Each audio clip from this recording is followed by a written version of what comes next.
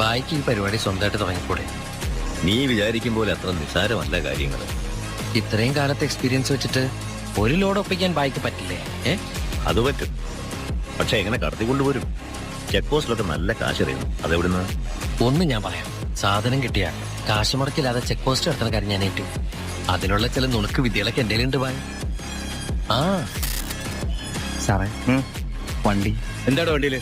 ഐസാണ് സാറേ. നന്നായി പരിശോധിക്കണം സാർ.